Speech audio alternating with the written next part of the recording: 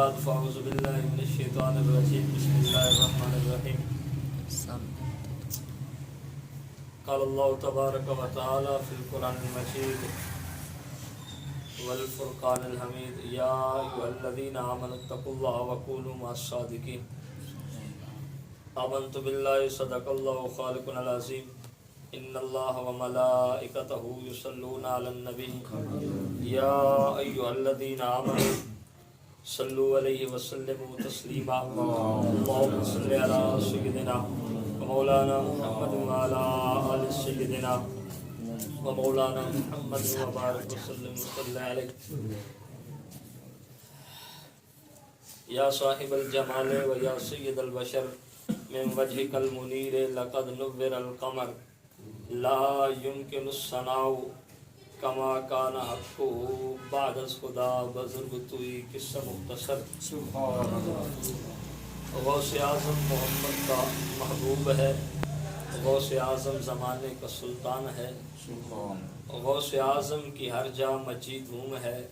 غوث اعظم کا گھر گھر میں فیضان ہے، سارے ولیوں کی گردن جھکائی گئی، مہر ان کے قدم کی لگائی گئی، چاہے اوتاد ہو چاہے ابدال ہو، میرے غوث جلی کا مداح خان ہے۔ اور تو نے چوروں کو دیکھا ولی کر دیا، پر خطاؤں کو قطب جلی کر دیا، غوث اعظم کی ہر ایک نظر کیمیا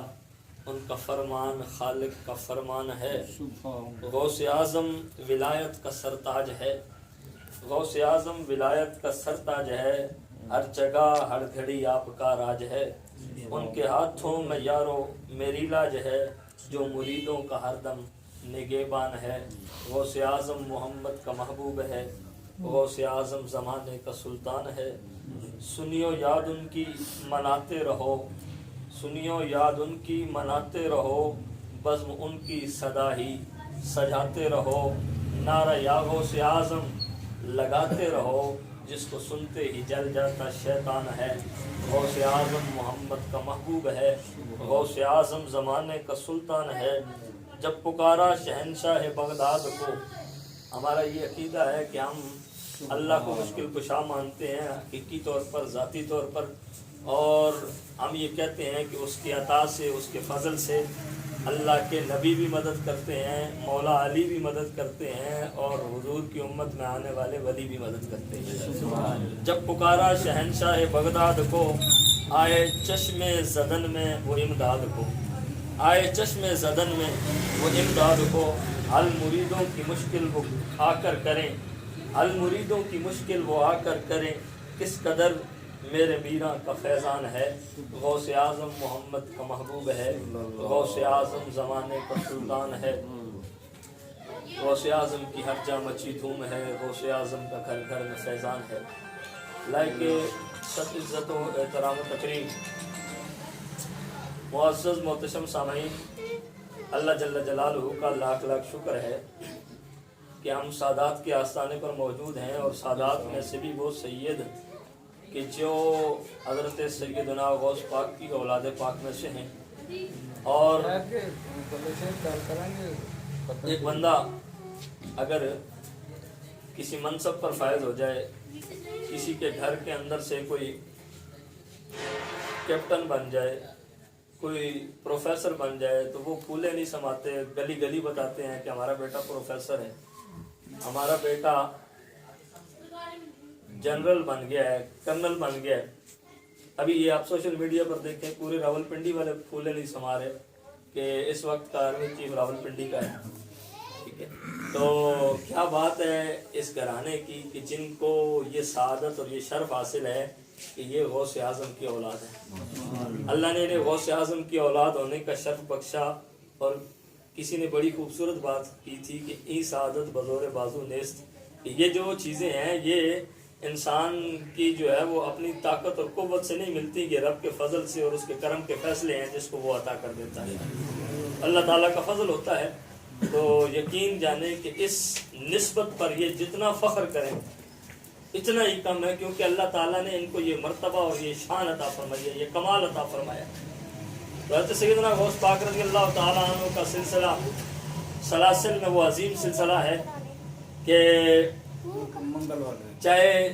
چشتیہ کا سلسلہ ہو یا سلسلہ عالیہ نقشبند ہو یا سورورد کا سلسلہ ہو یا جتنے بھی اولیاء کاملین کے سلاسل ہیں مشہور، ہر سلسلہ مولا علی کے بعد جس سے فیض حاصل کر رہا ہے وہ میرے غوث اعظم کی ذات ہے۔ تو آپ قبلہ شاہ جی فرما رہے تھے، تو یہ حقیقت بات ہے کہ سلسلہ کوئی بھی ہو فیضان غوث اعظم کا وہاں نظر آئے گا۔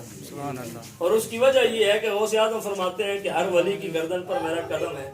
اس میں چشتی، نقشبندی، سوروردی کسی کی تخصیص تو نہیں ہے نا کہ جی نقشبندیوں کے سر پر نہیں ہے، ان کی گردن پر نہیں ہے، چشتیوں کی گردن پر نہیں ہے، سوروردیوں کی گردن پر نہیں ہے۔ جو رب کا ولی ہے اس کی گردن پر غوث اعظم کے قدم کی مور ہے۔ تو اس کا مطلب یہ ہے کہ سلسلہ کوئی بھی ہو فیضان غوث اعظم کا ہی ہے، اور اللہ تعالیٰ غوث اعظم کے، اور اللہ تعالیٰ یہ پسند فرماتا ہے کہ یہ فیضان جس سلسلے میں بھی جائے غوث اعظم کے توسل سے جائے، غوث اعظم کے وسیلے سے جائے۔ اور امام شاہ احمد رضا خان فاضل بریلوی علیہ الرحمہ نے ویسے تو نہیں کہہ دیا کہ تیری سرکار میں لاتا ہے رضا اس کو شفیع۔ یہ آپ اور میں اگر کوئی بندہ سفارشی چننا چاہیں، کوئی کام کروانا چاہیں، تو پہلے آگے پیچھے سے پوچھتے ہیں کہ یہ بندہ اس کو میں سفارش کے لیے چن رہا ہوں، میں تو اس کو شفیع بنا لوں گا، سفارش کرنے والا بنا لوں گا، کیا اس کی بات آگے چلتی بھی ہے، اس کی کوئی بات سنے گا بھی؟ کیونکہ سفارشی بنانے کا فائدہ ہی تب ہوتا ہے کہ آگے اس کی کوئی بات سنی جائے۔ حضور صلی اللہ علیہ وسلم نے حدیث پاک میں نہیں فرمایا کہ فشفا تو شفا، میں شفاعت کروں گا بھی، میری شفاعت کو قبول بھی کیا جائے گا۔ تو حضور نے ساتھ رزلٹ بھی بتا دیا کہ صرف شفاعت کی نہیں جائے گی، کی جانے کے بعد اس کو قبول بھی کیا جائے گا۔ سب سے پہلے شفاعت بھی میں کروں گا اور سب سے پہلے میری شفاعت کو قبول بھی کیا جائے گا۔ تو غوث اعظم کو اگر امام احمد رضا خان فاضل بریلوی علیہ الرحمہ جیسا انتہائی مستند امام اگر آپ وسیلہ بنا کے پیش کر رہے ہیں، تو اس کا مطلب ہے کہ یہ غوث اعظم کا فیضان ہے نا، کہ اتنا بڑا عالم بھی یہ کہتا ہے کہ تیری سرکار میں لاتا ہے رضا اس کو شفیع، جو میرا غوث ہے اور لاڈلا بیٹا ہے۔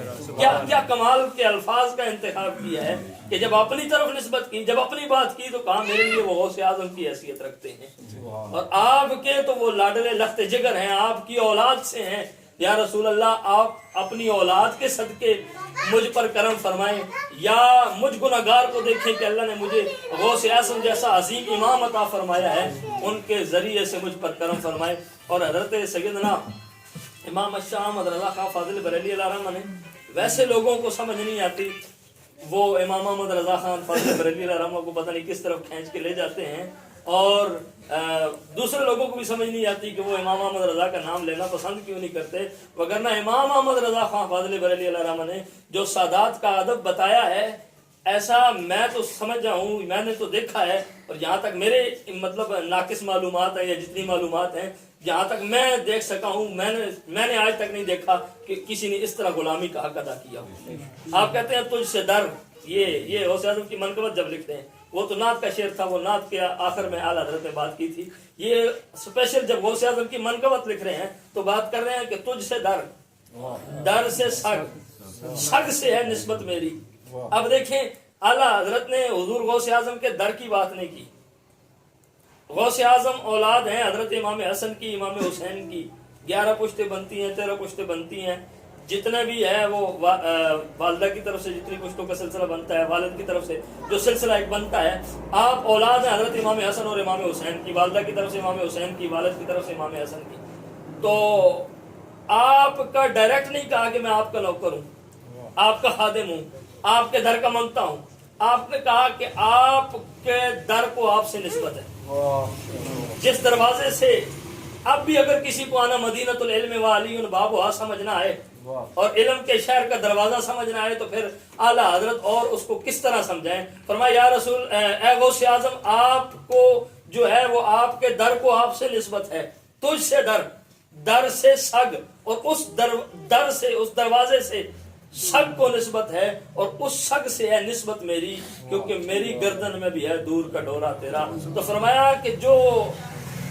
امام احمد رضا اتنا بڑا امام ہو کر غوث اعظم کی ذات کی بات نہیں، غوث اعظم کے در کی بات نہیں، در پر جو بندھا ہوا سگ ہے اس سگ کی بات نہیں، اس سگ سے جو نسبت ہے اس پر اعزاز سمجھ رہے ہیں اپنے آپ کا اور اپنے آپ کو بڑا مرتبے والا سمجھ رہے ہیں کہ مجھے غوث اعظم کے دربار پر بیٹھنے والے کتے کی غلامی کا شرف حاصل ہے، تو آپ اندازہ لگائیں کہ جو احمد رضا غوث اعظم کے کتوں کا ادب کرتا ہے وہ حضور کا ادب کتنا کرتے ہیں۔ وہ ابو بکر صدیق، فاروق اعظم، عثمان غنی اور مولا علی شیر خدا کا کتنا ادب کرتے ہوں گے، جو حضور کی نسل میں آنے والے اور حضور کے بیٹوں کے جو بیٹے ہیں اس غوث اعظم کی اگر اتنی تعظیم و تکریم کر رہے ہیں، تو میں نے اس لیے کہا کہ امام احمد رضا نے جتنا سادات کا جس طریقے سے ادب کرنا سکھایا ہے یا جس طریقے سے کیا ہے، شاید کائنات کے اندر اب کوئی مائی کا لال ایسا آئے کہ جو سادات کا اس طرح ادب کر سکے۔ تو دوستان محترم، حضرت غوث پاک رضی اللہ تعالیٰ عنہ کا فیضان ہر سلسلے کے اندر موجود ہے۔ جو بھی سلسلہ ہو غوث اعظم کا آپ کو فیضان نظر آئے گا۔ غوث اعظم ہر سلسلے کے اندر آپ کو چمکتے ہوئے نظر آئیں گے۔ اور بریلی کے شہنشاہ نے تو بڑی خوبصورت بات کی، آپ نے کہا واہ کیا مرتبہ اے غوث ہے بالا تیرا، اونچے اونچوں کے سروں سے ہے قدم آلہ تیرا۔ یہ ہم شعر سن کے گزر جاتے ہیں، لیکن کاش کہ نہ کوئی ہمیں سمجھانے والا ملتا ہے اور نہ ہم سمجھنے کی کوشش کرتے ہیں۔ پڑھنے والا پہلی بات تو ہے پڑھتے ہی نہیں ہے، اور کوئی مشکل کلام کا انتخاب کر لے تو بس وہ سر سے اتارنے والی بات کرتا ہے، پڑھتا ہے اور بس نکل جاتا ہے۔ اعلیٰ حضرت نے کہا واہ کیا مرتبہ اے غوث ہے بالا تیرا، اونچے اونچوں کے سروں سے ہے قدم اعلیٰ تیرا۔ اب اعلیٰ حضرت نے یہ بات کی، حالانکہ یہاں بات اونچے اونچوں کے سروں کی ہو رہی تھی۔ بڑے بڑے جو اولیاء کاملین ہیں، بڑے بڑے مقام والے جو لوگ ہیں، مرتبے والے لوگ ہیں، بڑے بڑے محدثین ہیں، آپ ان کی بات کر رہے ہیں کہ ان اونچے اونچوں کے سروں سے، تو کہہ سکتے تھے کہ اونچے اونچوں کے سروں سے اعلیٰ سر تیرا۔ بھائی سروں میں بھی سر کا اونچا ہونا یہ بھی عزت کی علامت ہے نا۔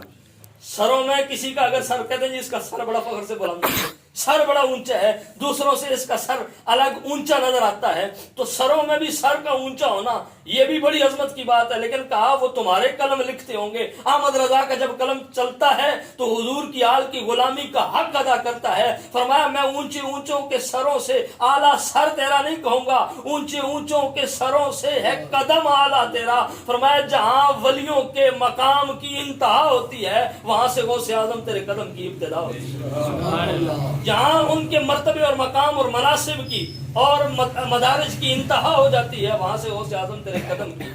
ابتدا ہوتی ہے۔ اور ہمارے اکثر خطبہ اور اکثر ثنا خان یہ شعر نعت میں، حضور کی نعت میں پڑھتے رہتے ہیں کہ فرش والے تیری شوکت کا علو کیا جانے،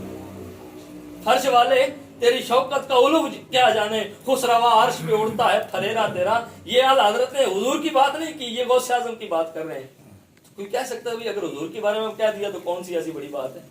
بھئی حضور کی بھی تو عظمت کے جو ہے وہ جھنڈے عرش پر موجود ہے نا۔ اللہ تعالیٰ نے جب حضور کی عرش پر عظمت کے جھنڈے موجود نہیں ہیں تو اصل میں مسئلہ یہ ہے کہ امام احمد رضا کچھ اور سمجھانا چاہتے ہیں۔ وہ یہ بتا رہے ہیں کہ جس نبی کی اولاد میں آنے والا سید عبد القادر جیلانی اتنی شان والا ہے کہ اس کی شان زمین والوں کو سمجھ نہیں آتی، کیونکہ اس کی عظمتوں کے ترانے رب کے عرش پر پڑے جا رہے ہیں، تو اس کے نانا کے مقام کو تم کیا سمجھو گے؟ تم امام علی مقام امام حسین کے مقام کو کیا سمجھو گے؟ تم امام علی مقام امام حسن کی عظمت کو کیا سمجھو گے، جن کے بچوں کی یہ شان ہے کہ ان کی عظمتوں کے ترانے عرش پر پڑے جا رہے ہیں۔ اور یہ بات حقیقت بھی ہے، اگر آپ قرآن اٹھا کے دیکھ لیں، حدیث اٹھا کر دیکھ لیں، یہ مرتبہ غوث ہی کو زیب دیتا ہے کہ ان کے ترانے عرش پر پڑے جا رہے ہیں۔ جہاں میرے مصطفیٰ کی بات ہے تو حضور کے تو نالین عرش پر جاتے ہیں اور عرش پیچھے رہ جاتا ہے، میرے مصطفیٰ کے نالین آگے نکل جاتے ہیں، سدرۃ المنتہا نیچے رہ جاتا ہے، نالین مصطفیٰ آگے نکل جاتے ہیں۔ اور فرمایا محبوب آپ کا مقام تو یہ ہے کہ ثم دنا فتدلی فکان قاب قوسین او ادنی، آپ کی منازل اور مراتب کچھ اور ہیں یا رسول اللہ، آپ کو مرتبے اور مقام کسی اور سے نوازا گیا تھا۔ یہ غوث اعظم کی شان ہے کہ ان کے زمین پر بھی چرچے ہیں، آسمانوں پر بھی چرچے ہیں۔ تو اللہ تعالیٰ نے حضرت سیدنا غوث پاک رضی اللہ تعالیٰ عنہ کو یہ مرتبہ اور یہ کمال عطا فرمایا تھا کہ جہاں جہاں غوث اعظم کا ذکر ہوتا ہے، آج آپ دنیا کے جن ممالک کے اندر چلے جائیں، جتنے بھی اولیاء کاملین ہیں، یہ غوث اعظم کا فیضان ہے، جتنے بھی اولیاء کاملین ہیں ان کا سالانہ عرس ہوتا ہے، سال کے بعد ان کے عرس کی تقریبات ہوتی ہیں، سال میں 2-3 بار ہو گیا، ایک مرید نے کیا، دوسرے نے کیا، 3-4 جگہ پہ ہو جائے گی، لیکن واحد غوث اعظم کی ہستی ہے کہ جن کی ہر مہینے کے اندر کئی بار عرس ہوتے ہیں۔ ہر مہینے میں ایک ایک ملک کے اندر، ایک ایک شہر کے اندر، ایک ایک قصبے کے اندر غوث اعظم کے کئی عرس ہوتے ہیں. اور اس کی وجہ یہ ہے کہ غوث اعظم رضی اللہ تعالیٰ عنہ نے حضور کی غلامی کا حق ادا کر دیا، حضور سے محبت کا حق ادا کر دیا. آج دنیا غوث اعظم کا نام ادب سے لیتی ہے، محبت سے لیتی ہے. تو بات پھر وہیں پہ لے کے آتے ہیں کہ بلا شاہ جی حضور نے جو بات ارشاد فرمائی، ہم تو ان کے قدموں کی خاک کے برابر بھی نہیں ہیں. میں خود سلسلہ عالیہ چشتیہ میں بیعت ہوں، قوالی بھی سنتے رہتے ہیں، لیکن جو بات اصل ہے وہ یہی ہے کہ سلسلہ کوئی بھی، اب گولڈا شریف میں، میں بہت گولڈا شریف میں ہوں تو وہاں چشتیوں کا فیض بعد میں پہنچا. آپ کی والدہ کے ذریعے سے، والد کے ذریعے سے قادریوں کا فیض پہلے موجود تھا. تو حضرت پیر علی شاہ صاحب جو ہے وہ ایک بیعت جو ہے وہ آپ اپنے ماموں جان